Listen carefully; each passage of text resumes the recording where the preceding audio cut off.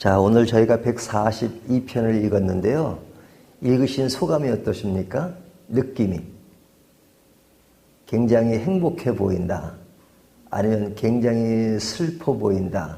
아니면 굉장히 위급해 보인다. 아니면 여유가 있어 보인다. 어떤 겁니까? 굉장히 위급해 보이죠. 지금 이 시를 기록한 다윗은 쫓기는 상황에 있습니다. 여기 표제를 보면 다윗이 굴에 있을 때 지은 마스길 곧 기도 그러죠. 사울에게 쫓기는 다윗의 상황을 얘기해 주고 있죠. 그러니까 그 쫓기고 또 숨어 있는 다윗의 모습을 생각해 보면 그가 얼마나 힘든 상황인가. 힘든 것 중에 하나가 이제 생명의 위협을 느낄 때 굉장히 마음적으로 어려울 수 있죠. 지금 다윗이 그런 상황 속에 있는 것을 전제로 시를 쓴 것입니다. 그래서 오늘 본문을 크게 세 개로 나누면요. 첫 번째 단락인 1절부터 3절을 보면 하나님께 기도하는데 그 기도의 내용이 뭐냐면 굉장히 억울함을 호소하는 내용입니다. 힘듭니다. 너무 억울합니다. 하는 이야기를 합니다. 3절을 보면요. 내 영이 내 속에서 상할 때, 그죠? 내 영이 내 속에서 상하다. 이렇게 마음이 굉장히 지금 힘든 거죠. 상할 때, 그죠? 상할 때. 그 다음에 2절을 보면 내가 내 원통함을 그의 앞에 토로하며 원통함이 있습니다. 다윗은 하나님을 잘 믿는 성도예요. 오늘날식으로 말하면. 근데 그 성도임에도 불구하고 뭐가 있어요? 상한 심령이 있고 원통한 일이 있고. 그래서 어떡합니까? 너무너무 힘드니까 힘든 다윗이 1절 보면 내가 소리내어 여호와께 부르짖으며 소리내어 여호와께 간구하는도다. 소리낸다는 말이 뭐예요? 어제 말씀드린 것처럼 지금 호소할 것은 하나님밖에 없다는 얘기죠. 내가 너무너무 힘든 상황이니까 내가 부르짖고 간구하는 것. 누구에게? 하나님께. 어떻게? 소리내요. 다른 방도가 없으니까 하나님께 부르짖는다 하는 이야기를 하고 있는 거죠. 그러니까 사람이 힘들 때 뭐 하죠? 하나님께 기도하죠. 힘들 때만 기도하나요? 기도라고 하는 것은 언제나 기도하는 것이잖아요. 하지만 지금 상황에서 기도라는 것은 평상시에 하는 기도와는 다른 분위기를 느끼죠. 우리가 늘 밥을 먹고 살잖아요. 하지만 때에 따라서는 다르게 음식을 먹죠. 수술을 했다거나 그러고 나면 밥을 먹는 게 아니라 뭘 먹어요? 죽을 먹잖아요. 그렇죠? 또 어떨 때는 또 그 체력을 보강하기 위해서 우리나라 사람도 때가 되면 닭을 먹는다거나 또 개고기를 먹는다거나 그런 경우도 있잖아요. 저는 개고기 먹지도 않지만, 예. 그러니까 닭도 안 먹네요. 그러고 보니까. 그런데 이렇게 특별한 음식을 먹는 것처럼 기도라는 것은 그렇게 비교하기는 좀 어떨지 모르지만 내가 너무 절박한 상황에서는 기도가 생활의 일환이어서가 아니라 정말로 이거는 이런 생명을 내대고 하나님께 기도할 수밖에 없는 그런 상황이죠. 지금 다윗이 그런 상황을 보여주고 있습니다. 그리고 이제 4절부터 5절까지는 자, 이런 문제가 해결돼야 되잖아요. 해결 안 되면 살 수 없는 상황이니까 그 해결해야 하는 그런 상황 속에서 드리는 기도인데 4절 오른쪽을 살펴보소 나는 아는 이도 없고 나의 피난처도 없고 내 영혼을 돌보는 이도 없나이다. 자, 이 위기 상황에 자기 혼자 된 그 기분, 특별하게 이 문제를 해결할 수 있는 방도가 없는 겁니다. 어떤 사람이 이 문제를 해결해 줄 수 없는, 어느 누구도 해결해 줄 수 없는 그런 아주 막막한 상황을 이야기하고 있는 거잖아요. 그러면서 5절에 보면 여호와여 내가 주께 부르짖어 말하기를 주는 나의 피난처시요 살아있는 사람들의 땅에서 나의 분기시라 하였나이다. 자, 오직 누구에게만 부르짖을 수밖에 없어요? 하나님. 그렇죠? 하나님. 그러니까 사람이 나의 어려운 점을 도와줄 수도 있지만 아주 힘든 상황에서 어떤 사람도 나의 문제를 해결해 줄 수 없다는 것을 느낄 때가 있잖아요. 또 반대로 누구를 도우려고 해도 내 힘으로 도울 수가 없는 경우가 많잖아요. 그럴 때 참 안타까워요. 어떤 사람이 굉장히 힘든 일을 당하고 있어요. 도와주고 싶어요. 근데 인간으로서 도와줄 수 없잖아요. 그렇죠? 뭐 돈이 많은 사람은 돈이 없는 사람에게 돈을 줄 수도 있지만 그런 것은 돈 있으면 도울 수 있어요. 하지만 그 사람이 몸이 너무너무 안 좋아요. 현재 의술로 고칠 수가 없어요. 그럼 어떻게 해요? 말로 위로는 할 수 있지만 어떻게 할 도리가 없잖아요. 그때 정말로 마음이 아프죠? 근데 지금 다윗이 처한 상황은 어떤 인간도 지금 상황에 아무도 없어요. 이 상황은 진짜 하나님밖에 호소할 데가 없는 그런 상황을 이야기하고 있죠. 내가 너무너무 힘들 때는 어떤 사람도 도움이 되지 않는 그런 상황을 이야기하고 있습니다. 또 6절, 7절을 보면요. 나의 부르짖음을 들으소서 나는 심히 비천하나이다. 자, 자신을 보는 겁니다. 자신 스스로가 이 문제를 해결할 수 있는 능력이 되느냐? 그렇지 않다는 거예요. 6절을 다시 보면 나를 핍박하는 자들에게서 나를 건지소서 그들은 나보다 강한 아이다. 그들이 강하다는 이야기는 뭐예요? 나는 약하다는 얘기잖아요.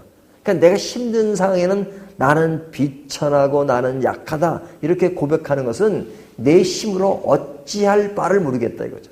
내 힘으로. 뭐 내 힘으로 다 할 것 같으면 어찌 보면 기도도 안 하겠죠. 내 힘으로도 감당할 수 없고 내 능력으로도 감당할 수 없고 어떤 누구도 도와줄 수 없고 하는 상황에 인간은 굉장히 깊은 고독을 느낍니다. 외로움을 느낍니다. 슬픔을 느낍니다.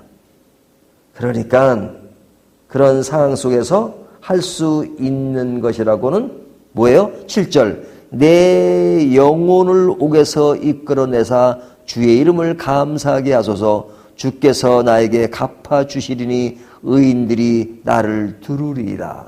오직 하나님께 간구할 수밖에 없다라는 이야기입니다. 자, 이 이야기를 정리하면 이겁니다. 우리 그리스도인들도 삶 속에서 어려움을 느낄 수가 있다. 그 어려움의 극도가 심할 때는 내 주변에 어떤 사람도 나를 도울 수 없고 또 내가 그 일을 해나갈 수 있는 능력도 안 되고 그러니 내가 할 수 있는 유일한 일은 뭐냐? 하나님께 기도할 수밖에 없다라는 이야기예요. 자, 이 본문의 내용을 정리를 이렇게 해보니까 이 이야기는 주일학교 학생들도 아는 이야기죠. 그런데 우리가 어려운 일이 있을 때 뭐 다르게 설명할 수 없어요. 어려울 때 성도가 할 수 있는 일은 뭐냐? 오늘 본문에서 내 마음에 있는 상태를 그대로 하나님께 토로하는 수밖에 없어요. 2절을 보면 내가 내 원통함을 그의 앞에 토로하며 내 우환을 그의 앞에 진술하는도다. 자, 어려울 때 누구도 도울 수 없을 때 하나님 앞에요 토로하며 진술할 수밖에 없다. 그러니까 이것은 뭐 내가 감당할 수 없으니까 하나님께 있는 그대로 내 마음의 상태, 내가 위기를 만났습니다 라고 말할 수밖에 없다. 이것이 기도죠. 이것이 기도입니다. 그래서 여기에 기도하는 모습이 1절 내가 소리내어 여호와께 부르짖으며 소리내어 여호와께 간구하는도다. 자, 우리가 어려움을 당할 때 아무도 없고 내가 스스로 할 수 없을 때 유일하게 할 수 있는 일은 하나님께 나의 마음을 있는 그대로 토로하는 일이고 그 다음에 소리내어 기도하는 일입니다. 그리고 5절을 보면 여호와여 내가 주께 부르짖어 말하기를 주는 나의 피난처시요 살아있는 사람들의 땅에서 나의 분기이시라 하였도다. 자, 이렇게 하는 것이 이렇게 되었다 하였도다 하는 것은 그 말씀에서 나오는 것이잖아요. 말씀에서. 그러니까 정말로 어려울 때 말씀 앞에 다시 설 수밖에 없어요. 하나님이 무엇이라고 말씀하시는지 말씀을 묵상할 수밖에 없는 것이죠. 그리고 7절을 보면 내 영혼을 옥에서 이끌어내사 주의 이름을 감사하게 하소서.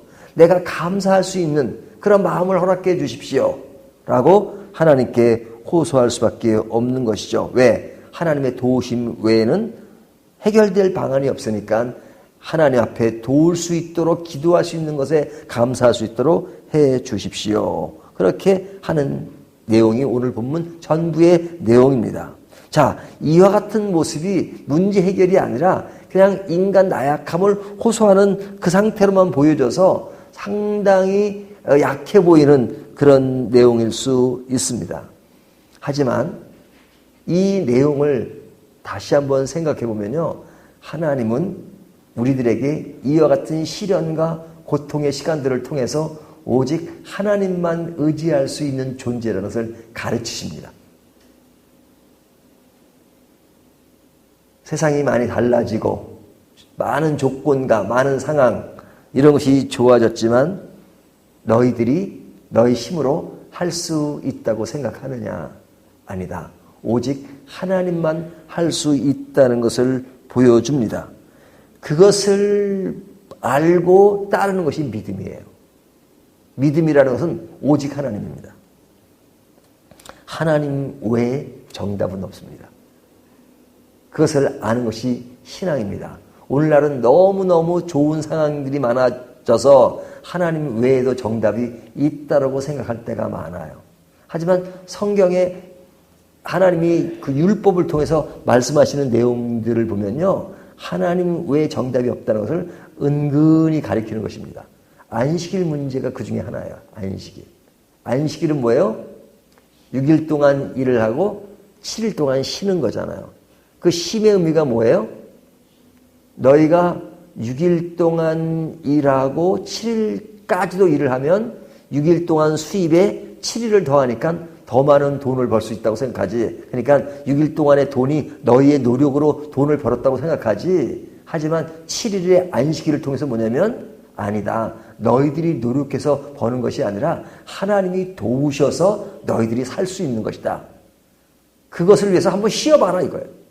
굶어 죽나. 그것이 안식일의 의미예요. 뭐 다른 의미도 있지만 그 의미가 굉장히 중요합니다. 쉬어봐라. 놀아봐라. 내가 너희를 굶기는가? 너희가 일을 해야지만 먹고 산다고 생각하지? 그럼 쉬면 굶어 죽는다고 생각하지? 아니야. 쉬어봐.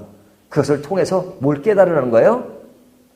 근본적으로 너희를 먹이는 것은 하나님이시다 하는 것을 보여주는 것이잖아요. 그러니까 하나님은 때에 따라서 사람의 손길을 통해서 또 나의 어떤 의지로 해결을 할 수 있게 하세요. 하지만 또 때때로는 사람과 내 힘으로 그 일을 행할 수 없는 상황까지 몰아넣으실 때가 있어요. 그것을 통해서 뭘 가르치시는 거예요? 하나님 외에 정답이 없다. 이 정답을 내 마음에 가지면 내 힘으로 해결할 때와 다른 사람의 도움으로 해결할 때도 우리는 뭐라고 고백합니까? 하나님 외에 정답은 없었다라고 고백하는 것이죠.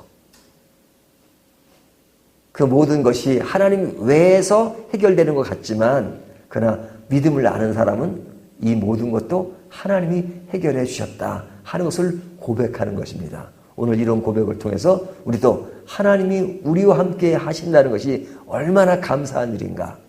그리고 우리의 모든 상황을 하나님께 외칠 수 있다는 것이, 기도할 수 있다는 것이 얼마나 감사한 일인가.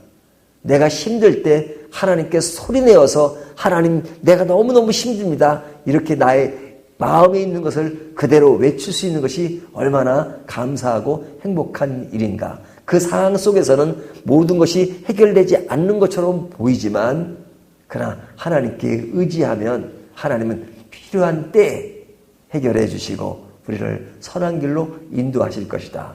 하나님 그분 자신을 믿는 게 신앙이다 하는 것을 다시 한번 느끼는 저와 여러분이 되시는 일을 주님의 이름으로 축원합니다.